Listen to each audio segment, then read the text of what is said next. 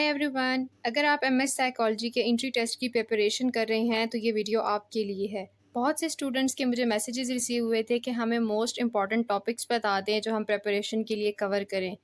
So that's why after detailed research and reviewing past papers of universities I came up with this video. So watch and listen this video carefully till the end ताकि आप कुछ miss ना कर जाएं। I am sure by the end of this video you would be glad कि आप clear हो जाएंगे कि आपने कौन कौन से टॉपिक्स कवर करने हैं और किन की सबसे पहले प्रिपरेशन करनी है। Just to remind you, you are watching Psychology Facts by Lara. I upload content related to psychology, solved MCQs on major areas of psychology, detailed explanation of DSM disorders. So subscribe my channel now so that you can get latest updates. MS Psychology Entry Test के लिए आपने इन main topics को cover करना है। As I discussed earlier, मैंने बहुत सारे past entry test review किए थे। सो आफ्टर रिसर्च मैंने ये सारे टॉपिक्स कंपाइल किए हैं। ऑब्वियसली हर यूनिवर्सिटी का पैटर्न तो डिफरेंट हो सकता है बट कोर साइकोलॉजी कॉन्सेप्ट्स तो यही रहेंगे। सो आपने इन टॉपिक्स को मस्ट कवर करना है। सबसे टॉप प्रायोरिटी पे है रिसर्च मेथड्स।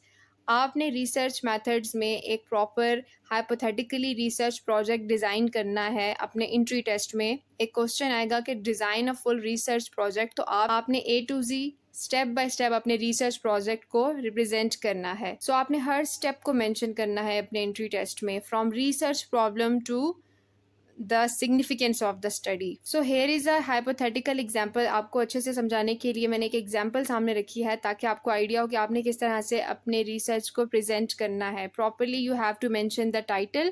फॉर एग्जाम्पल यहाँ पे टाइटल है relationship between social media use and anxiety among university students.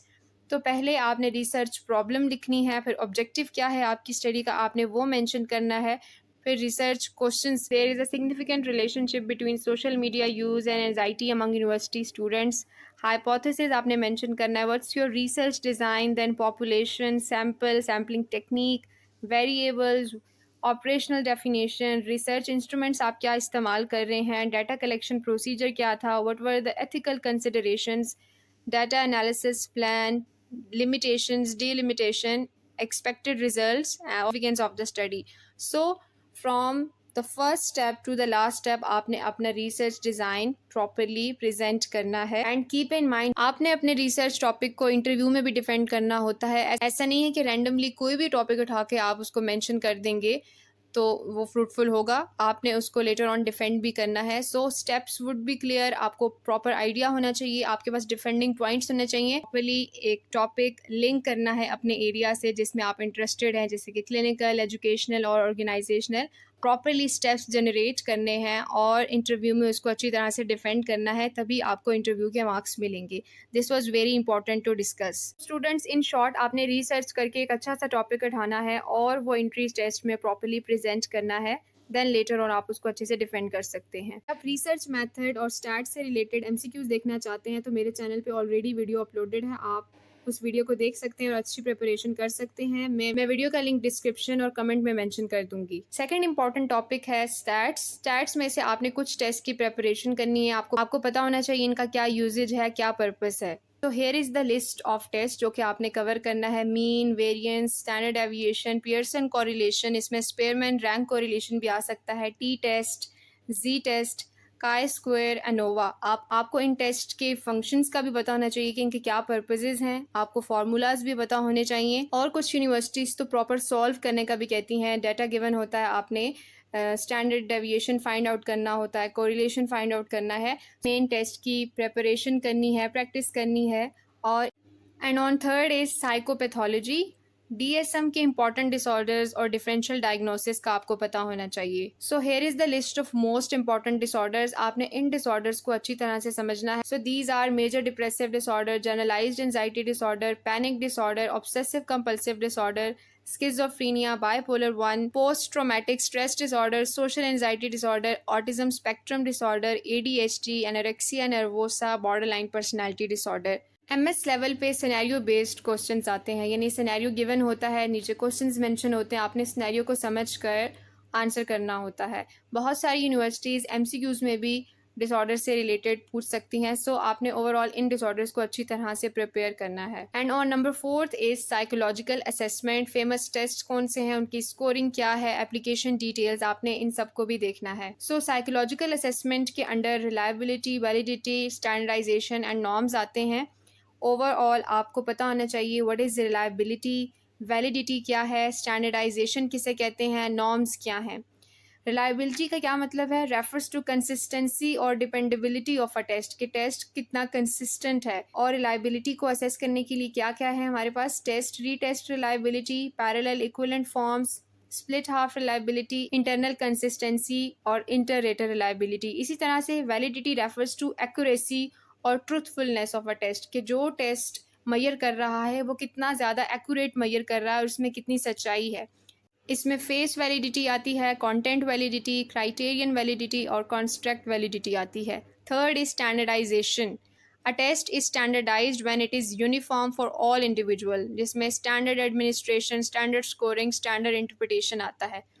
What are norms? Norms basically help in interpreting an individual score, जिसमें रा स्कोर्स आते हैं, परसेंटाइल रैंक्स आते हैं, जी स्कोर, टी स्कोर्स वगैरह आते हैं। इंटेलिजेंस टेस्ट में आपको इंटेलिजेंस टेस्ट के बारे में पता होना चाहिए, फार्मूला पता होना चाहिए, स्टैंड फॉर बीने स्केल के बारे में पता होना चाहिए, वेस्लर की जो स्केल्स हैं, Wechsler adult intelligence scale, Wechsler intelligence scale for children, Wechsler pre school and primary scale of intelligence. इसी तरह से इंडिविजुअल और ग्रुप टेस्ट में क्या डिफरेंस है, ये सारी चीज़ें आपको पता होनी चाहिए। पर्सनैलिटी टेस्ट में ऑब्जेक्टिव टेस्ट जो हैं आपको उनके बारे में पता हो, MMPI मिनीसोटा मल्टीफेजिक पर्सनैलिटी इन्वेंट्री के बारे में, 16PF 16 personality factor question air, इसी तरह से NEO पर्सनैलिटी इन्वेंट्री या नियो पर्सनैलिटी इन्वेंट्री, इसके बारे में आपको पढ़ना है। प्रोजेक्टिव टेस्ट में रोशैक थीमेटिक परसेप्शन टेस्ट और सेंटेंस कंप्लीशन टेस्ट के बारे में आपने ब्रीफली पढ़ना है। Assessment versus testing. असेसमेंट क्या है, टेस्टिंग क्या है। असेसमेंट एक ब्रॉडर प्रोसेस होता है, डिफरेंट मेथड्स के थ्रू हम उसमें डाटा कलेक्ट कर रहे होते हैं, जिसमें टेस्ट, इंटरव्यू, ऑब्जर्वेशन, क्वेश्चन वगैरह आता है। और टेस्टिंग क्या है, it is a part of assessment, जहाँ पे आप स्टैंडर्डाइज टूल्स का इस्तेमाल करके किसी भी स्पेसिफिक बिहेवियर या ट्रेड को असेस कर रहे होते हैं। और एथिकल प्रिंसिपल्स भी आपको पता होने चाहिए, जिसमें confidentiality, informed consent, competence, test security, fairness, culture, sensitivity आते हैं। सो आपने डेफिनेशंस, डिफरेंसेस, टाइप्स और एग्जांपल्स को फोकस करना है, बहुत ज़्यादा डिटेल में जाने की ज़रूरत नहीं है। And on number 5 is main theoretical areas to cover. इसमें पर्सनैलिटी थेरीज, एथिकल इश्यूज और कोर पैराडाइम्स आते हैं जो कि आपने कवर करने हैं। पर्सनैलिटी थेरीज में सारी मेजर साइकोलॉजी की थेरीज आती हैं, आपने उनके मेन कॉन्सेप्ट्स को फिर से रिवाइज करना है। एथिकल इश्यूज को भी रिवाइज करना है और इन कोर पैराडाइम्स को आपने फोकस करना है, जिसमें psychoanalytical paradigm, behavioural paradigm, cognitive paradigm, humanistic paradigm, biological, socio culture and biopsycho social paradigm आते हैं। फॉर एग्जाम्पल साइकोएनालिटिकल पैराडाइम है, इसमें Sigmund Freud, Carl Jung, Alfred Adler, Karen Horney, Erikson आते हैं। आपने इनके मेन कॉन्सेप्ट्स को फिर से रिवाइज करना है। आपको पता होना चाहिए कि इन पैराडाइम्स में क्या डिफरेंसेस हैं और ये किस तरह से एक दूसरे से वेरी करते हैं। सो की कॉन्सेप्ट्स आपने इन सब के फिर से रिवाइज करने हैं। क्लिनिकल साइकोलॉजी के अंडर थेरेप्यूटिक अप्रोचेस आती हैं, आपने इन पे ज़्यादा फोकस करना है। जो क्लिनिकल मेथड्स हैं जैसे कि cognitive behavioural therapy, client centred therapy, rational emotive behavioural therapy, psycho analysis and gestalt, आपने इन सब को रिवाइज करना है, अच्छे से प्रिपेयर करना है। So what's a smart preparation rule? 80/20। आपने अपनी 60% preparation research method, stats, assessment और एबनॉर्मल साइकोलॉजी से करनी है। 30% आपने biological, learning, personality development, cognitive and social psychology से करनी है। और 10% आपने रिमेनिंग साइकोलॉजी सब्जेक्ट्स में देनी है, जिसमें पॉजिटिव साइकोलॉजी आते हैं, इमर्जिंग एरियाज ऑफ साइकोलॉजी वगैरह आते हैं। बहुत से स्टूडेंट्स क्या करते हैं, वो हर सब्जेक्ट, हर टॉपिक को इक्वली टाइम दे रहे होते हैं, जिसकी वजह से जो मेजर टॉपिक्स होते हैं उनको अच्छे से कवर नहीं कर सकते। सो आपने मोस्ट इंपॉर्टेंट टॉपिक्स को सबसे पहले कवर करना है। रिसर्च मेथड और स्टैट्स को बिल्कुल स्किप नहीं करना। अगर आप इन दोनों टॉपिक्स को स्किप करते हैं तो इट्स मीन आपके एंट्री टेस्ट में मार्क्स अच्छे नहीं आएंगे। ये मेजर टॉपिक्स हैं जिनको आपने सबसे पहले कवर करना है। और पढ़ने के साथ साथ अगर आप MCQs के थ्रू प्रेपरेशन नहीं करेंगे तो आपकी प्रैक्टिस अच्छी नहीं होगी। तो द बेस्ट टिप इज आप जो भी टॉपिक स्टडी करें लेटर ऑन MCQs के थ्रू उनको असेस करें कि वाकई ही आपको वो टॉपिक्स अच्छे से समझ आ गए हैं या नहीं। मेरे चैनल पे थेरीज से रिलेटेड, DSM डिसऑर्डर से रिलेटेड, रिसर्च मेथड से रिलेटेड MCQs अपलोडेड हैं, आप उनको गो थ्रू कर सकते हैं और अच्छी प्रिपरेशन कर सकते हैं। Along with that you don't have to rely on only one source. अगर आपके यूनिवर्सिटी टाइम के नोट्स हैं तो आपने टिपिकली उन पर डिपेंडेंट नहीं होना। आपने डिफरेंट मल्टीपल सोर्सेज का इस्तेमाल करके, इंटरनेट का इस्तेमाल करके आपने सारे टॉपिक्स को कवर करना है। And the last thing, don't start your preparation too late. अगर आप लास्ट मिनट में क्रैमिंग करेंगे वो लेस इफेक्टिव होगी। टॉपिक्स रेगुलरली आपने एमसीक्यू सॉल्व करने हैं, टॉपिक्स को टेस्ट से पहले प्रॉपर्ली रिव्यू करना है, रिवाइज करना है ताकि आप अच्छी तरह से उनको अटेम्प्ट कर सकें। Good luck for your entry test exam. Thank you for watching this video. If you have any query, you can ask in the comment section. I am here to help.